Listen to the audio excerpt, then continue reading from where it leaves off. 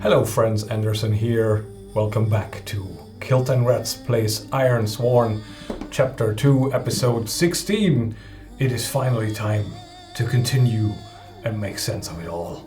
Because, as you might know if you've watched my little update video, I got a little bit into my own head because I did not resolve the input we got from the oracles right at the end of last episode, where a fairly surprising loss of the fight between our allies and the hostile part of the corrupted Get of Radka took place, and somehow we ended up not being successful.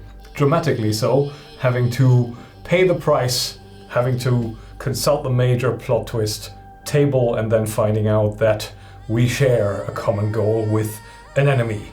And unfortunately I waited too long and things started spiraling, and I had too many scenarios in my head and paralyzed myself. So I let it all go, and now we can start over with a clean slate and the oracle prompt in front of us, which tells us that we share a common goal with an enemy. So let's have a look at what that common goal might be, who that enemy might be, what's about to happen next, and how did we lose this battle. So first off, I think we need to think about what losing the battle means, and I think in this sense we might go for, well, not a Pyrrhic victory kind of scenario, but where the outcome of whatever happens next is also just taking whatever we have right now as backup, as resources away for whatever reason. Doesn't have to be they got beat to a pulp, can be whatever the oracles tell us next. So oracles we should consult first and foremost.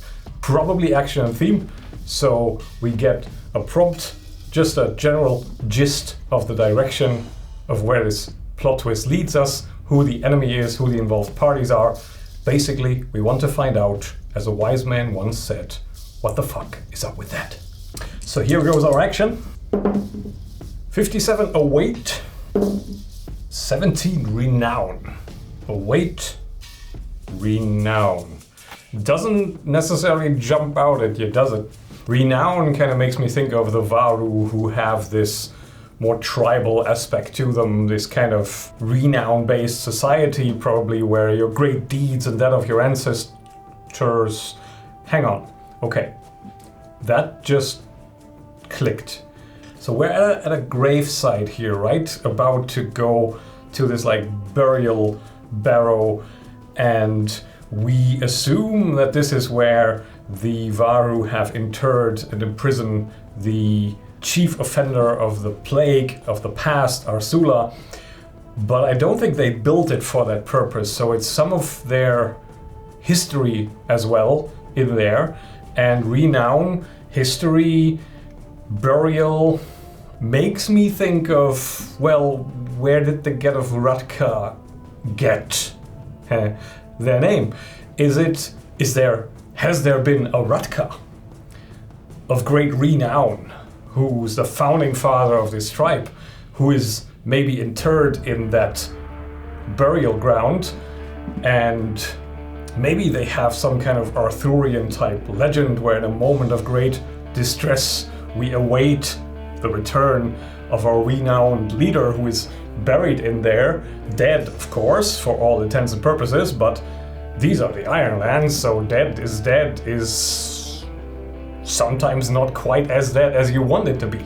So what could we picture? We could picture that there is a burial ground that was placed when the Varu dug their warren, their first one maybe, the original site of this tribe, found this underground structure quite deep that the original old ones built, this teleportation chamber, the star chamber counterpart that Saskia and Asha arrived in. Once Radka, the original founder, father of, or mother even, doesn't need to be a he Radka, we can quickly resolve this 50-50. 51 plus, it's a Radka boy. Okay, so she when Radka, the mother of the Get of Radka, that actually makes more sense that they're matrilineal, thinking of it. Anyway, when she passed on, the original warren became a burial ground, greatly revered, holy site, and when they had to lock up Arsula to punish him greatly and to keep watch over him as well, they placed him above the burial site of Radka, pierced by these tree branches and roots, and guarded by Radka's honor tomb guard that they have in place there. That sounds like a renown awaiting kind of thing. We have this legendary founding mother of the Get of Radka down there, and now her offspring, part are corrupted, part are, moving on to reclaim. They're fighting. There is trouble in the family, and what does mother do when there's trouble in the family? Well, don't know about your mother, but anyway, mine would probably step in and go, hey, spray a bit of water on everybody and... Wait, no, that's what you do with a dog, hang on.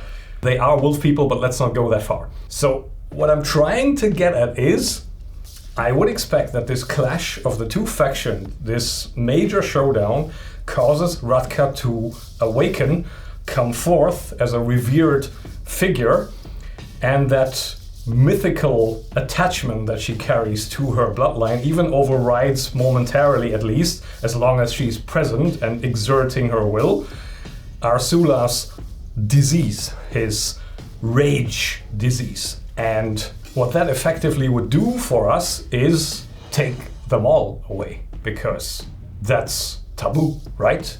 So don't fight here. Maybe it's some kind of... I've had enough of this kind of scenario where Radka wakes up, returns, and leads her tribe away. Focused on her, kind of unified, which would also explain why Kynan loses this battle, because in the end there's still opposition in there, because whatever nightmarish hellhole Arsula has turned this barrow into is still in place. But we're losing our allies.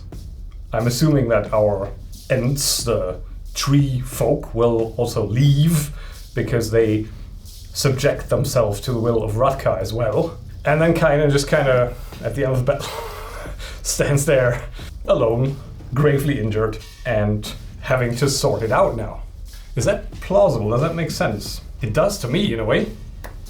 It's also kind of a satisfying outcome, really. It's by the way, completely not what I was cooking up in my head when I was trying to envision what would happen next without the Oracle prompt. But it's something. But it does not really accurately reflect the disastrous nature of the result that we just rolled. So I think to make it more difficult, because that's exactly what we need, of course, we'll just roll on the pay the price table one more time to reflect that we rolled that negative match. So we ask for a further illumination of another negative outcome. We already know Radka is going to show up and take her people with her, leaving Kynan isolated to face the danger. But what else? 07. A person or community you care about is exposed to danger. Do we read that as Radka rises, gathers her tribe, and goes, I've had it with these humans, and now marches on Redcrest? Do we? I would say they are very territorial, and Radka is probably dead for some time, so maybe a bit old-fashioned and therefore likely? 26 or greater. Kynan will probably see them again as they start attacking Redcrest. 60, okay. So they leave for parts unknown. Kynan's assumption will probably be to go towards their own home, but in actual fact they are marching on Redcrest. The only thing I am wondering about is what is Efka going to do here, and I think that might be subject to a compel move Kynan has to make. So for the moment, let us finally enter into the fiction. And let's have this scene play out and then take it from there. The battle in the forest is fought fiercely and mercilessly as brother turns on brother, corrupted on uncorrupted. Family clans are at each other's throats. The tree folk laying about with their massive limbs, just not indiscriminately, but these huge sweeping strikes, tossing foe, and worst case scenario, the occasional friend through the air, Kynan himself unleashing his dance of death with his competent fighting ability, as Efka is focusing on assisting where possible, coordinating, and as quickly as it erupted with humanoid wolf shapes flying through the trees and falling on each other, just as quickly does it stop again as the assembled Varu sense something approaching, and from a bird's eye view, it is like a pacifying, calming wave that ripples through the battle from the outskirts closest to the barrow all the way to the last ranks, as a single wizened, unimposing looking form shuffles forward slowly, leaning heavily on a ritual staff. All in all, a creature not unlike Efka, and perhaps they are in an ancestral relationship, of course, more in a direct line, but obviously a creature that has been dead for a long time. And what remains is a naturally mummified, desiccated corpse, wrapped in ceremonial bandages and clothed in furs and treated pelts and leather and bands and bangles and ornamental pieces of jewelry, but from its features the creature is barely recognizable as a Varu anymore. It's mere skin parchment thin on a skull with little left of the once glorious mane, but the approach, the slow approach through the narrow hollow between the thick tree canopy commands attention and respect. And as the newly arisen ancestor Radka moves forward, heads turn, fighting stops, and the assembled Varu, whether they are corrupted or not, all take a knee and sink to the floor. And as it aligns with where the fighting took place, Radka almost comes directly towards Efka and Kynan, more for Efka's sake than for Kynan's. In fact, Kynan gets completely blanked and ignored by the ancestor, and Efka acknowledges the approach with no outward sign of surprise, but apprehensive, stiffens, doesn't take a knee. I think the gesture among elders is more of a respectful half bow, which is not returned. I think Radka does not bow to anybody. And even our gnarls, our tree folk, sink cumbersomely to their knees, to the joints that constitute like a jumble of roots that might as well pass for knees. And now what does Kynan do? Does he take a knee? Does he take a bow? Is he impressed enough? I mean, he's still got his spirit, and he's probably hurting all over, so taking a knee is a bit uncomfortable, which means he also does a little bow, which goes completely ignored. And no word passes between Efka and Radka, just that little acknowledgement. And as Radka moves past Efka and further away from the direction she came from, the Varu that she passes all fall in line, having just fought each other still mere seconds ago, now just shoulder to shoulder, corrupted ones recognizable by the turmoil in their features that is still raging, but that pacifying presence of their ancestral mother, that blood connection, overrules it. I think we can assume that this is how things can work in the Ironlands. And so they file out, they leave, leaving Kynan somewhat puzzled and his sword just dangling, pointing at the floor, frowning, looking at Efka, trying to make sense of it all, who looks back at him and shrugs almost apologetically. My kind are a people of prophecy. Alas, sometimes one wishes they were not quite as true as this one has turned out to be. Where is she taking them? And I think that's our compel move for Kynan to find out what this prophecy means, because I think potentially there is some tale of, maybe there's some prophetic story of in a time where blood fights against blood, the brood mother will return and lead her people to victory against the intruders, and this kind of applies to our current scenario.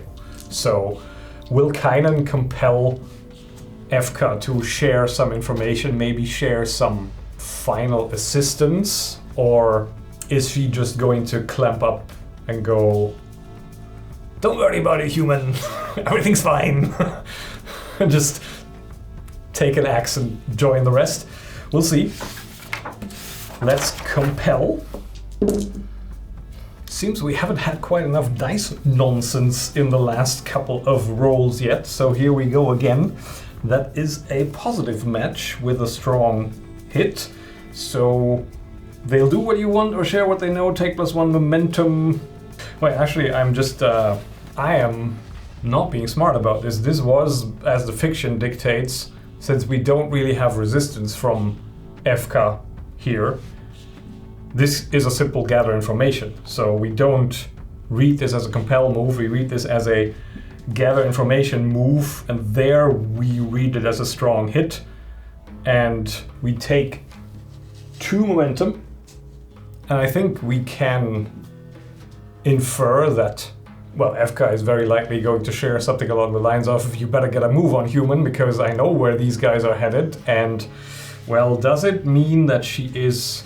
I mean, of course it means something positive there. The question is, what does it actually, on top of that, mean? What she shares freely? What's the positive implication here? I think that's another Oracle combination. 66. I can't help but notice these are 2 identical dice again. Anyway, finish. 22. Again, the same dice. Solution. I really have to call an exorcist or something for these, but that's for next season, chapter, or whatever you want to call it. For now, we'll just roll with it, and we get finish solution on top of Efka sharing that there is this prophecy of Radka returning in a time of strife and uniting the tribe once more against the dastardly outsiders, which to Kynan then probably also means, oh, I know where they're headed. But what is a Finnish solution? I mean, not the Finnish solution that involves a sauna, but what is now the thing that assists Kynan? Your guess is as good as mine, human. But have some food for thought. My people share a story that, in a time of strife, when blood battles blood, Radka will return to unite the tribe and move against the outsiders. I see. It would seem that your people are about to fight for, want of a better term, my people. Would that it were not so, but that is where this is headed. You do not have a lot of time, my friend, to bring this to an end. Would that I could assist you with something of more substance, but perhaps there is one thing I can share yet with you. When my people took charge of Arsula, we promised the elves that Arsula would not be put to death. And alas, Arsula is also extremely difficult to kill. But we are no fools. My ancestors, so the stories tell, left a plan of contingency in place, hidden deep in Arsula's prison. A weapon, perhaps. Some form of destructive agent to sever Arsula's spirit from this world, trapped as it is in his withered form.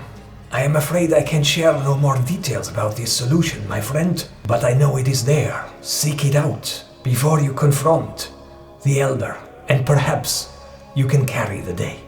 My thanks. I shall do as you say. And it seems time is running short, so I shall take my leave. Good luck, my friend.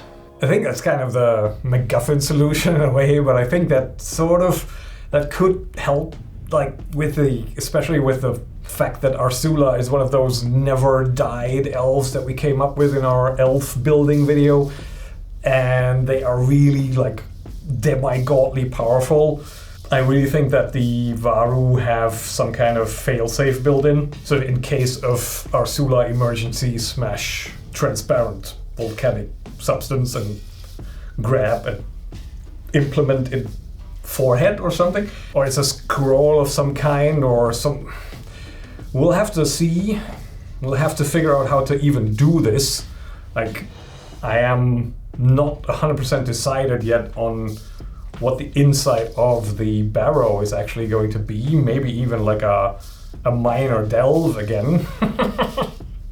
Because this chapter clearly isn't long enough. But I think, especially now with the Varu gone, we need to redefine the interior of this place. So it's going to be some nightmarish, maybe even sort of shifting realities kind of setup. And maybe we can make it like a dangerous delve just to have a couple of steps to go through to. And then the objective of the delve is not to locate Arsula. That might happen if we get unlucky. The objective of the delve is to find the Arsula solution. That could be something we can do. So FK follows the trek, now slowly moving towards Redcrest to finish off the intruders, and Kynan, heavily breathing and battered and bloodied, walks in the other direction, and we still have the delve 9 progress to resolve. I'm getting a bit scared here. Oh no. So we're gonna have to still finish our delving and even find the entrance to that place. So what this means is we locate our objective, which is a progress move. So we roll 2 dice against our progress of 9, which means anything that is an 8 or below is really good for us, and anything that's a 9 or 10 is really bad. No nonsense, please. Not this time.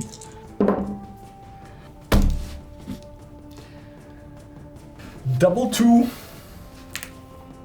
On a strong hit, you locate your objective and the situation favors you. Choose one, make another move now, another progress move and add +1, or take +1 momentum. Our momentum is maxed out. +1 for another move, yes please. Which is probably the first delve move of the next delve. No, it's not. It's not.